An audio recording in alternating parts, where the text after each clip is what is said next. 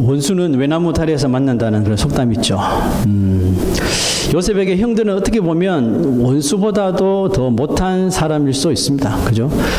정말 피를 나눈 형제인데 그 좀 질투해서 미워할 수는 있는데 그 애를 죽이려고 하고 죽이려고 시도를 하고 또 그 죽이진 않았지만 다행히 또 손발을 꽁꽁 묶여서 이렇게 노예로 팔아버리는 그런 파렴치한 일을 했던 인간들이 바로 요셉의 형들이었습니다. 그런데 20여 년 만에 그 형제들을 눈앞에서 딱 맞닥뜨리게 된 거죠. 물론 형들은 요셉의 정체를 전혀 모르고 있는 상황이고 요셉만 일방적으로 인식을 하고 있는 거죠. 누가 봐도 이 상황은 호랑이 굴에 먹잇감이 스스로 들어온 셈인 거죠. 이런 상황을 마주할 때 사람들은 흔히 이런 말들 하죠. 천금 같은 기회가 왔다. 하늘이 준 기회다. 절대로 놓쳐서는 안 된다. 뭐 이런 말들 하죠. 이와 비슷한 이야기가 성경에 또 한 번 나오는데요. 그래서 다윗의 이야기를 보면 이와 비슷한 장면이 나옵니다. 자신을 죽이려고 혈안이 되어서 찾아다니는 이 사울 왕이 자신과 자신의 부하들이 숨어 있는 그 굴에 볼일 보기 위해서 사울 왕이 혼자 들어온 거예요. 자, 그때 이 다윗의 부하들이 이런 말을 합니다. 한번 읽어봅시다. 읽어볼게요. 시작. 다윗의 사람들이 이르되 보소서 여호와께서 당신에게 이르시기를 내가 원수를 내 손에 넘기리니 내 생각에 좋은 대로 그에게 행하라 하시더니 이것이 그날이다 하니 다윗이 일어나서 사울의 겉옷자락을 가만히 베니라. 다윗의 부하들은 하나님이 주신 천금 같은 기회다고 사울을 처치하시자고. 그런데 다윗이 오케이 그럼 그는 겉옷자락만 싹 베어 갔단 말이죠. 안 죽였다는 뜻이죠.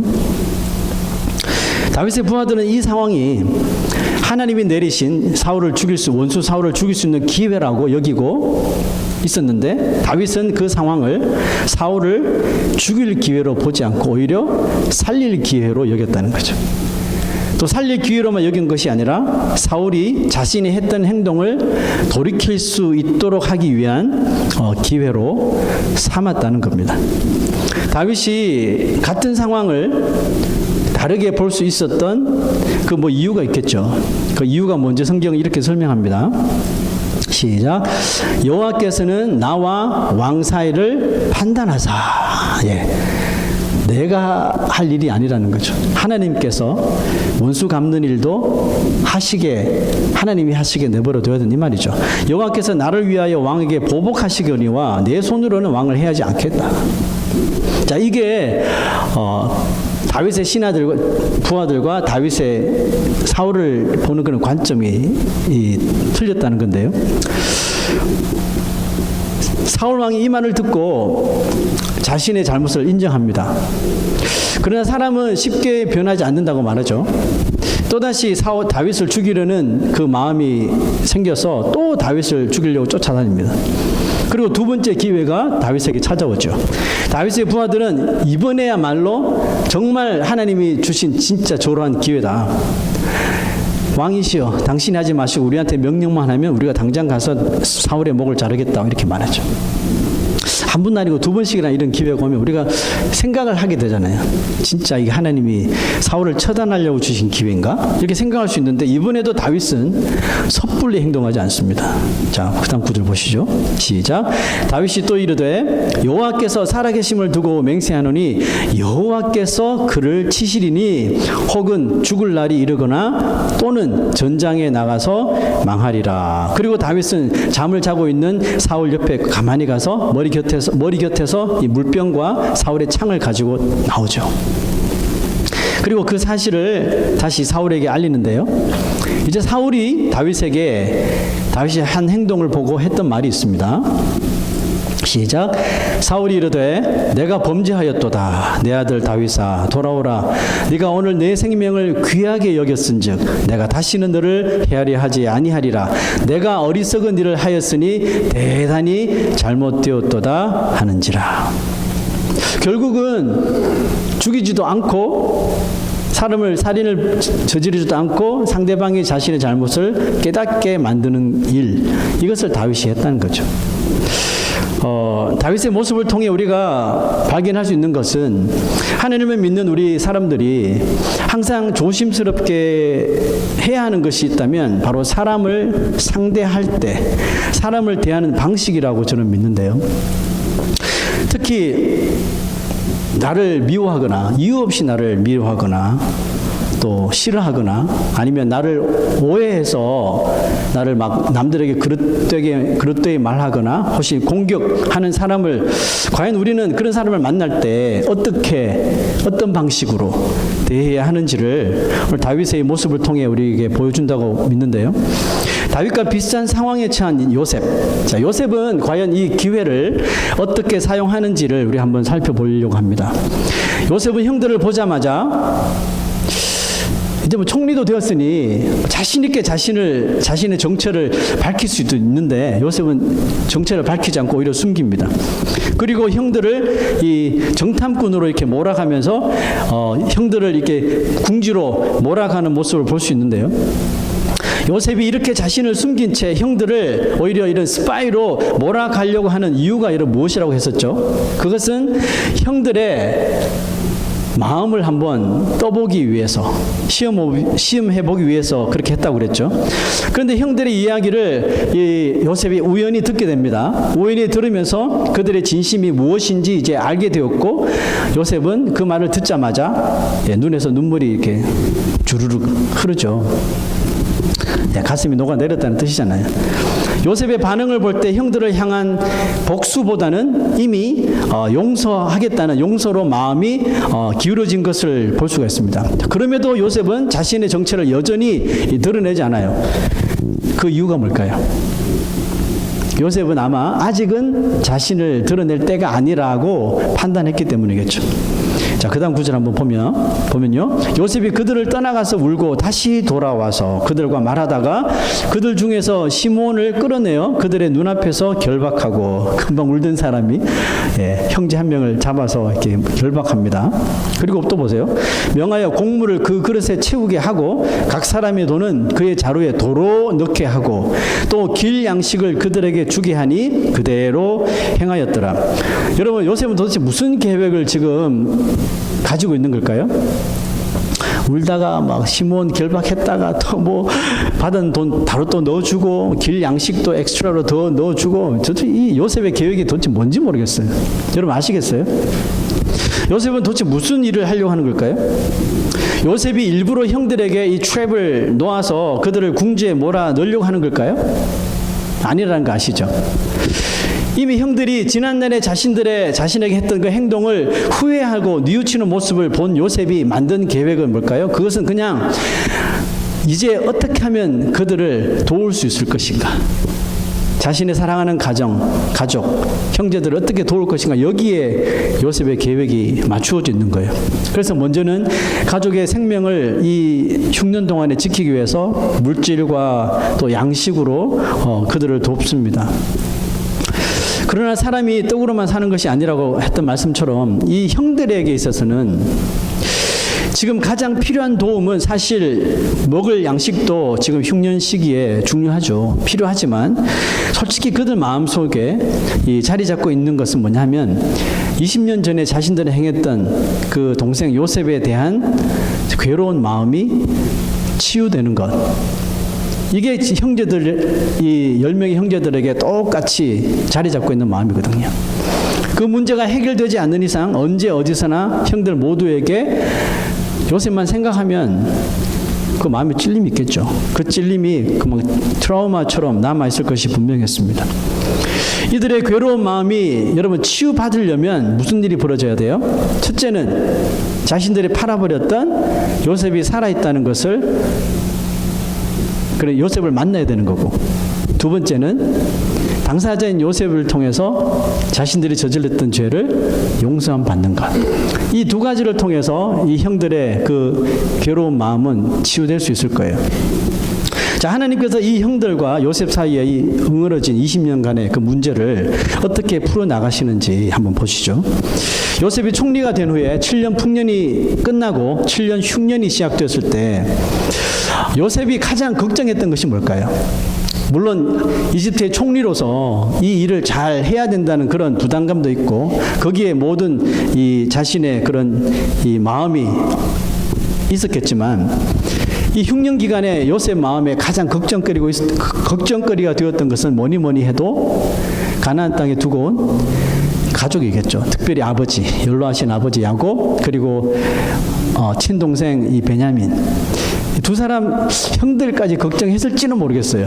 그러나 아버지와 이 베냐민 걱정을 엄청나게 했을 것 같아요. 그러면서 아버지와 동생은 잘 있을까? 혹시나 이 흉년 기간에 못 먹고 괴로워하고 있지는 않을까? 아마 별별 생각을 다 했을 것 같은데요. 그러던 중에 그 형들이 양식을 구하기 위해서 스스로 이 애굽에 찾아와서 보셨다시피 요셉에게 절을 하는 모습을 요셉이 보면서 소스라치게 놀랐겠죠. 도대체 무슨 일인가? 근데 여러분, 제가 생각해보니까 그것보다 더 기가 막힌 사실을 요셉이 발견했는데, 그것은 뭐냐 하면 그 형들 10명이 와서 자기에게 절하는 모습을 딱 통해서 그 꿈을 생각했다 그랬잖아요. 그 형들의 절하는 장면 그 하나로 인해서 그동안 20여 년 동안 자신에게 일어났던 정말 수많은 풀리지 않던 그 의문들이 한꺼번에 싹 다 풀려지더라는 거죠. 자, 얼마 후에 요셉이 자신의 정체를 밝히고 형들에게, 겁을 먹은 형들에게 이런 고백을 합니다. 자, 읽어봅시다. 시작. 당신들이 나를 이곳에 팔았다고 해서 근심하지 마소서, 한탄하지 마소서. 하나님이 생명을 구원하시려고 나를 당신들보다 먼저 보내셨나이다. 우리는 이 말을 간단하게 받아들이면서 내가 요셉이라도 그렇게 말하지 않을까라고 혹시 여러분 생각할지 모르는데, 요셉 본인에게는 이 말, 하나님이 생명을 구원하시려고 나를 당신들보다 먼저 보내셨나다. 그런데 팩트는 뭐예요? 형들이 자기 질투해서 죽이려고 했잖아요. 그래서 너희를 팔은 거잖아요. 그런데 요셉은 이렇게 해석하는 거예요. 하나님이 생명을 구원하시려고 나를 당신들보다 먼저 당신들이 보낸 게 아니라 하나님이 당신들 지금 20년 후에 살리시려고 나를 미리 보낸 거예요 라고 말하는 거죠. 여러분, 요셉 본인에게는 정말 어마어마한 하나님의 그 계획, 하나님께서 주신 그 영적 깨달음으로 인해서 자신이 애시당초 가졌던 그 계획이 수정되면서 큰 변화가 작용되었음을 여러분 우리가 아셔야 하는 거예요. 요셉은 형들을 통해서 아버지와 동생이 잘 있다는 말을 듣고 이런 생각을 하게 됩니다. 자, 이제 어떻게 하면 아버지와 동생을 애굽으로 데리고 올까? 작전이 필요하겠죠. 고민하게 됩니다.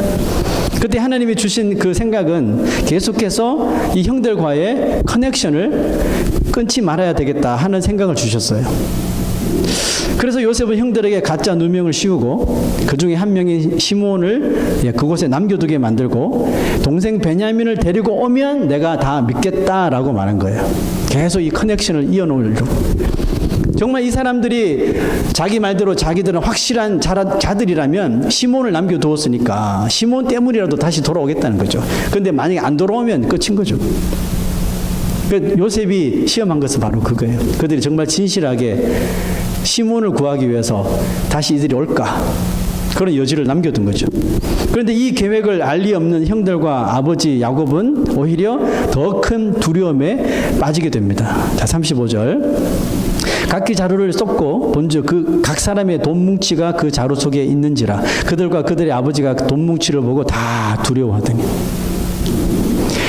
요셉은 선한 목적을 한 거예요. 그죠? 흉년 시기에 더 넉넉하게 쓰시라고 돈을 더 넣어드렸는데 그 사실을, 선한 계획을 알지 못하는 형들과 아버지는 깜짝 놀란 거죠. 두려워하고 있어요. 요셉의 선한 계획은 어떻게 보면 연약하고 무지한 우리 인생을 어떻게든 가장 좋은 길, 선한 길로 인도하시려고 하는 하나님의 계획을 보여주고 있다고 믿습니다. 요셉 자신도요, 총리가 되고 형들을 만나기 전까지는 자신과 가족을 사랑하시는 그 하나님의 그 원대한 뜻을 깨닫지 알지 못했습니다. 그렇기 때문에 우리가 하나님의 뜻을 알지 못할 때 흔히 나오는 반응이 뭡니까? 괴로워하고 하나님 원망하고 요셉도 그랬을 거예요. 왜 하나님께서 나에게 그 어릴 때 그 꿈을 주셔가지고 그 꿈 때문에 왜 이런 사단이 난 거잖아요. 하나님 원망했겠죠. 하나님을 원망하고 자신의 정말 풀리지 않는 기구한 인생을 비관하며 살았을 겁니다. 마치 요셉의 계획을, 좋은 선한 계획을 전혀 알지 못하여 두렵고 답답해하고 있는 야곱과 형들처럼 말이죠. 하지만 요셉의 계획을 알게 되는 그날이 오면 모든 오해는 풀리고 미움도 사라지고 마음에 쌓였던 응어리와 고통들이 기쁨과 행복으로 변화되는 것입니다. 이처럼 우리를 도우시는 하나님의 그 선하신 계획에는 결코 실수가 없다는 걸 믿으십니까? 그러므로 비록 우리에게 하나님의 뜻을 깨닫지 못해서 두려운 마음이 생기고 또 근심이 찾아와도 요셉이 형들과 커넥션을 이어간 것처럼 우리가 하나님과의 커넥션을 절대로 끊어버려서는 안 된다는 거죠. 왜냐하면 우리에게도 하나님의 뜻을 알게 되는 그날이 반드시 찾아오게 될 것이기 때문입니다. 여러분 이런 말 들어보셨어요? 아주 세계적인 운동선수의 놀라운 테크닉을 이렇게 빗대어서 하는 말인데요. 이런 말이에요. 축구로 우리가 가정하면 나는 내가 정말 축구를 잘하는 줄 알았다. 메시를 만나기 전까지. 여자분들 메시 아시죠? 세계에서 축구 제일 잘하는 사람. 자기는 주위에서 너 축구 정말 신동이야. 너무 잘한다. 이렇게 해서 자기 잘하는 줄 알았어요. 근데 메시 앞에 딱 서고 보니까 자기는 너무나도 평범한 그냥 일개의 축구 선수였다는 거죠. 예전에 그 모차르트 영화 아마데우스라는 영화 혹시 기억나세요? 정말 감동을 받았던 영화인데 거기에 보면 살리엘리라고 하는 그 왕궁 악장이 나옵니다. 천재죠. 네, 최고의 그런 뮤지션인데 그 사람도 이런 말 비슷한 말 했어요. 나는 내가 왕궁 최고의 뮤지션인 줄 알았다. 적어도 소년 모차르트를 만나기 전까지. 자, 여러분 이 말을 신앙적으로 한번 바꿔봤어요. 이 말을 신앙적으로 바꾸면 이런 말이 아닐까요? 누구나 그럴듯한 계획을 가지고 있다. 그들이 주님의 계획을 알게 되기 전까지는. 요셉이 20년을 고생 살아오면서 형들에 대한 그 증오와 미움과 복수심이 없었다면 거짓말이겠죠, 여러분. 그래서 그 힘든 삶을 어떻게 보면 더 악착같이 참고 견뎠는지 모릅니다. 언제가 될지는 모르지만 자신이 노예에서 풀려서 자유의 몸이 되고 좀 성공해서 형들 앞에 짠하고 나타나서 그동안의 수모를 다 갚아줄 것이라는 계획을 요셉이 인간이기 때문에 가졌을 거라고 생각하는데요. 그래서 그가 술 맡은 관원장에게 빨리 나를 좀 이렇게 끈집어내 달라고, 나를 기억해 달라고 요구한 것도 아마 그 때문이 아닐까 생각되는데요. 그런데 요셉의 그런 인간적인 계획이 형들이 자기를 향하여 절을 딱 하는 모습을 보자마자 하나님의 계획을 불현듯이 발견했잖아요. 그 자신의 그런 인간적인 계획이 하나님의 그 원대한 계획과 딱 마주치자마자 자기가 가졌던 그 계획이 눈 녹듯이 쑥 사라져 버리더라는 거죠. 요셉이 하나님의 뜻을 깨닫자 그동안 자신이 품어온 형들을 향한 그런 원망과 정말 저주와 이 복수의 계획은 일순간에 용서의 계획으로 둔갑해 버리더라는 겁니다. 왜일까요? 요셉은 자신이 품은 계획이 하나님의 그 계획을 깨닫고 보니 자신의 이 계획과 대조해 보니까 얼마나 자신이 가졌던 내가 하나님 믿는 사람이라고 자부했었는데 보니까 내가 가지고 있는 계획이라고 하는 건 보니까 초라하고 부끄럽고 너무나도 하나님 보시기에 인간적이었다는 것이 드러났기 때문에 그러나 일순간에 복수의 계획이 용서의 계획으로 둔갑해져 버리더라는 거죠. 어떻게 하면 형들에게 더 많은, 가족들에게 더 많은 양식과 돈을 줄 수 있을까를 생각하게 되고, 어떻게 하면 자신에게 했던 일을 후회하고 있는 형들과 더 진심 어린 화해를 할 수 있을지를 계획하게 됩니다. 그런 이유에서 요셉은 형들을 계속 모른 척 한 것 같아요.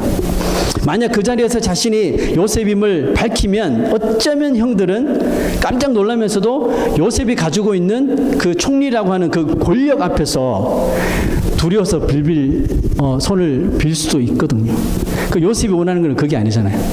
정말 진심으로 자신의 마음을 알아주고 하나님께서 이 사건 속에 역사하셨다는 사실을 그들이 깨닫고 화해를 가지게 되는 것, 자연스럽게 화해되는 것, 그걸 원하는 거거든요.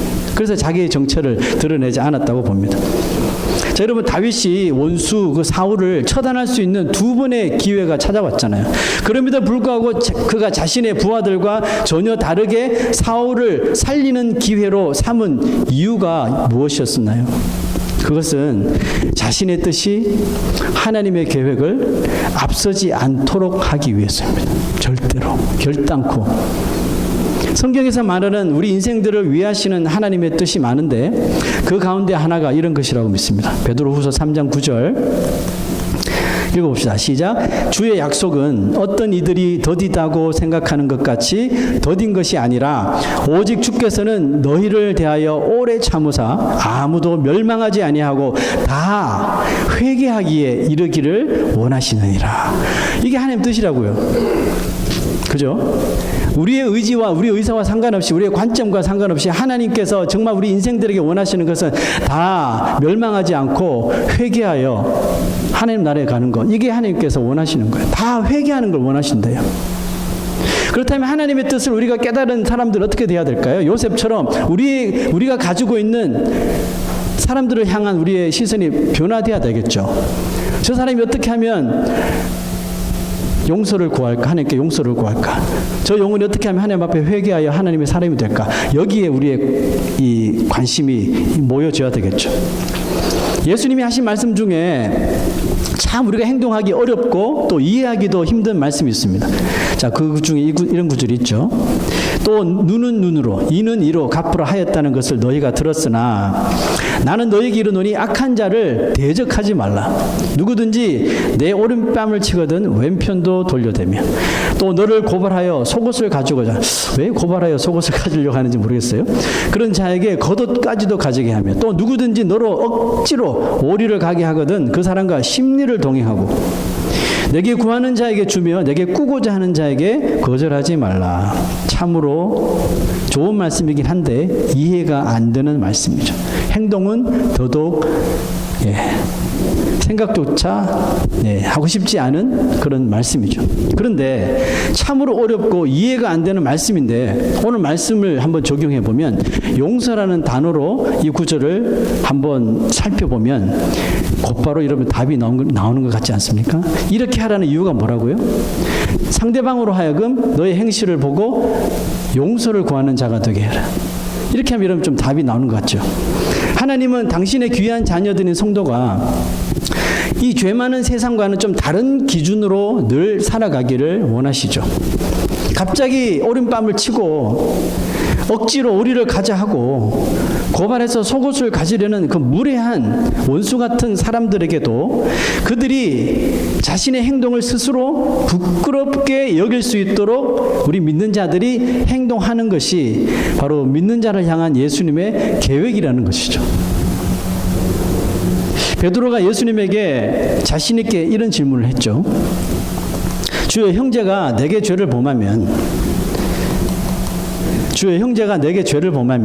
몇 번이나 용서하여 주리까? 자, 여러분 이 질문하는 의도는 이 베드로가 이게 답이겠지 하고 들고 나온 거예요. 이미 칭찬받기 위해서 다른 제자들 앞에서 칭찬받기 위해서 이 질문을 가지고 이미 답을 가지고 나온 거예요.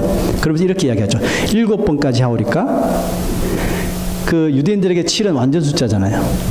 7이면 되겠지. 7번 하면 될까요? 다른 사람들은 한 번도 못 하는데 7번 할 수 있다는 뜻이죠. 그랬더니 예수께서 이렇게 말씀하십니다. 7번뿐 아니라 7번을 70번까지. 70 곱하기 7 몇 번입니까? 490번. 자기가 7번만 하면 족할 줄 알았는데 490번 하래요. 무슨 뜻이에요? 진짜 490번 그러면 500번째는 용서 안 해도 된다는 뜻입니까? 아니죠. 우리 믿는 사람들이 하나님의 형상 닮은 믿는 사람들이 원수를 향해서 용서를 할 때 제한을 두지 마는 뜻이겠죠. No limit, no limitation. 이 말씀은 우리 인생의 계획과 하나님의 계획의 그 차이가 얼마나 많이 나는지 보여주고 있다고 믿습니다. 베드로는 자신의 생각이 스스로 대단하다고 자부했을 겁니다. 적어도 그가 예수님의 말씀을 듣기 전까지는. 우리는 아마 베드로와 같은 모습으로 신앙생활을 하고 있을지도 모르겠습니다. 내가 믿는 사람이니까, 내가 목사니까, 내가 교회 다니는 사람이니까, 저 사람이 내가 그런 사람이라는 것을 아니까 선하게 보이려고, 혹은 용서하는 것처럼 보이고 싶은 마음. 근데 여러분, 마음이 없는 용서는 얼마 지나지 않으면 금방 동인하게 마련입니다. 희한하게도 우리 인생은 마음과 연결이 되어 있어서 마음은 그렇지 않은데 자기가 마음과 다른 행동을 하게 되면, 또 다른 말을 하게 되면 이게 자기도 모르는 사이에 다 보이게 되죠. 그죠? 드러나게 돼요. 진정한 용서는 하나님이 하시는 것처럼 제한을 두어서는 안 된다는 것이 예수님의 답변이었던 거죠. 오늘 나는 나를 싫어하고 또 나를 오해해서 공격하고 그릇되이 말하는 사람에게 어떤 방식으로 우리가 대하고 있습니까? 받은 만큼 다 대갚아 줍니까? 아이고, 안 보는 게 약이다 그러면서 아유 무시를 합니까? 모른 채 할 겁니까? 모른 채 하는 것이 나의 계획인가요? 한 번만 오늘 주신 말씀을 통해 나를 향하신, 또 그 영혼을 향하신 하나님의 계획을 한번 깊이 생각해 보십시오. 나의 계획이 나는 최고인 줄 알았을 것입니다. 적어도 주님의 계획을 알기 전까지는요. 오늘 우리 헌신의 찬송은 하나님의 부르심이라는 그런 찬송인데, 오늘 제가 준비한 말씀과 너무 그 의미가 매칭하고 있더라고요. 그런 말씀을 생각하면서 우리 이 찬양을 하나님 앞에 올려드리겠습니다.